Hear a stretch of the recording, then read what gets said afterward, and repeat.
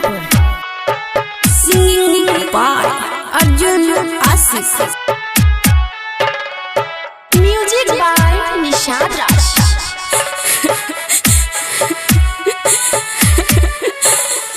हंसो के मैया है छठी माई, बड़ी सुंदर शोभत है, बड़ी सुंदर लगत है। लाला ना बिना मनबो न लाला ना बिना मनबो न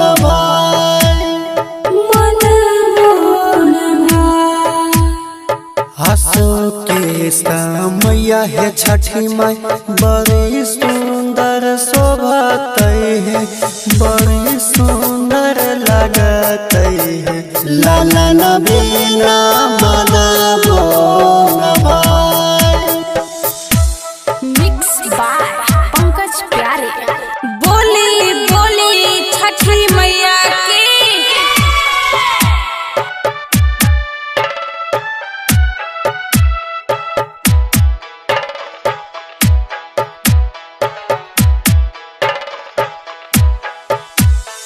कैसे के हम किनबै मैया, जोरे नारियलबा है, जोरे नारियलबा है।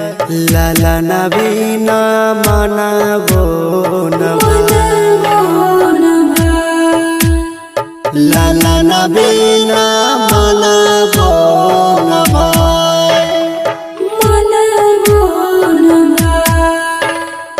हंसो के मैया है छठी माई, बड़ी सुंदर शोभत है, बड़ी सुंदर लगत है। लाला ना बिना मनबो न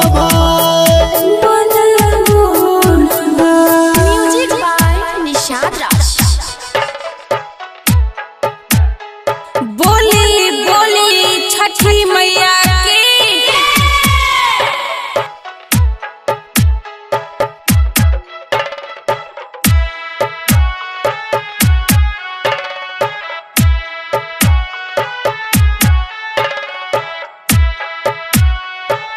मिक्स बाय पंकज प्यारे।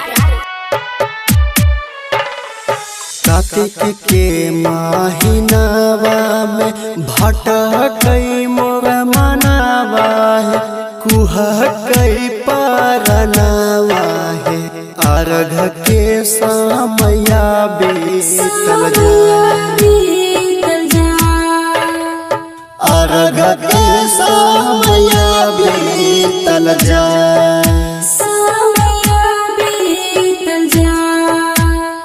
हंसो के मैया है छठी माई, बड़ी सुंदर शोभत है, बड़ी सुंदर लगत है।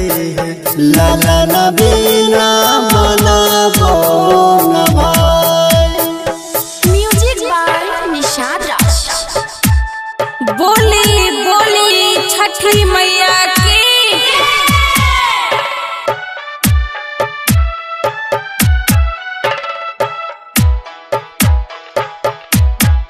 मिक्स बाय पंकज प्यारे।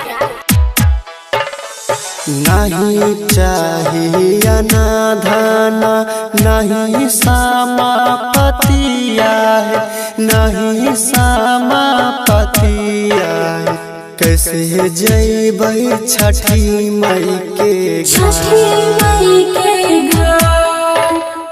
कैसे जैबै छठी माई के घाट, छठी माई के घर।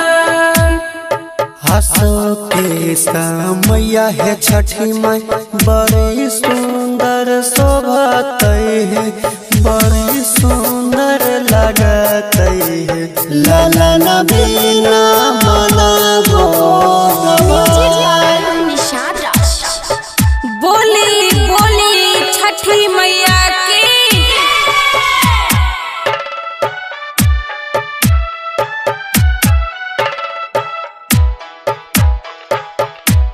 मिक्स बाय पंकज प्यारे।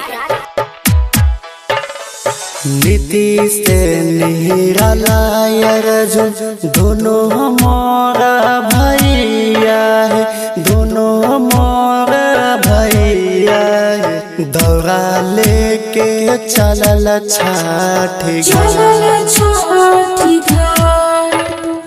दौरा लेके चलल छठ